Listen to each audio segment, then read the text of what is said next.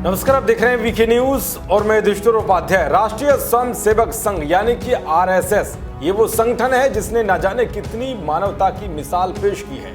जब जब देश पर कोई भी संकट आया है तब तब आरएसएस लोगों की मदद पहुंचाने के लिए सबसे पहले आ गया है।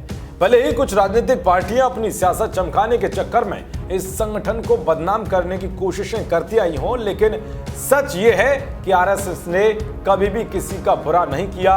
ये वो संगठन है जो हमेशा इंसानियत को सबसे आगे रखता है। जब से कोरोना महामारी ने हिंदुस्तान में दस्तक दी है तब से आरएसएस जरूरतमंदों को खाने से लेकर उनको जरूरी सुविधाएं मुहैया कराने में जुटा हुआ है। एक बार फिर से कोरोना के बढ़ते खतरे के बीच आरएसएस लोगों की सेवा करने के लिए मैदान में उतरा है। जी हां, कोरोना के खिलाफ लड़ाई में राष्ट्रीय स्वयं सेवक संघ यानी कि आरएसएस ने कमर कस ली है। पिछले साल भी आरएसएस और इससे जुड़ी सेवा भारती सहित कई संस्थाओं को देश के अलग अलग इलाकों तक लोगों की मदद करते हुए देखा गया था।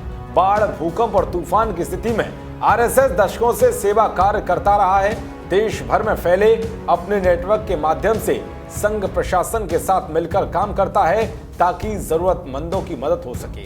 देश में फिलहाल ऑक्सीजन, अस्पताल, बेड्स और दवाओं के लिए स्थिति खासी संवेदनशील बनी हुई है। सोशल मीडिया पर लोग मदद के लिए गुहार लगा रहे हैं। उन्हें पता नहीं चल रहा है कि आपदा के इस काल में किससे संपर्क करें। देश के सबसे ज्यादा जनसंख्या वाले राज्य उत्तर प्रदेश में भी स्थिति ठीक नहीं है। ऐसे में आरएसएस ने एक लिस्ट जारी की है जिसमें दिए गए नाम और नंबर पर कोई भी संपर्क कर सकता है। ऑक्सीजन सिलेंडर और उसकी रिफिलिंग नहीं हो पा रही है, आपको डॉक्टरों की ओर से लिखी गई दवाइयां नहीं मिल पा रही है, अस्पतालों में मरीज को भर्ती नहीं कर पा रहे हैं, निजी अस्पतालों के बारे में आपको कुछ पता नहीं है, एम्बुलेंस नहीं मिल रही है या फिर भोजन पानी की समस्या पैदा हो गई है, तो आप स्क्रीन पर दिखाई दे रहे इन नंबरों पर कॉल कर सकते हैं। इस सूची में कार्य विभाग देखकर आरएसएस के इन पदाधिकारी को फोन कॉल कर सकते हैं। सूची में इनके नाम के साथ दायित्व और फोन नंबर भी दिए गए हैं। अखिल भारतीय विद्यार्थी परिषद भी कोरोना पीड़ितों की मदद के लिए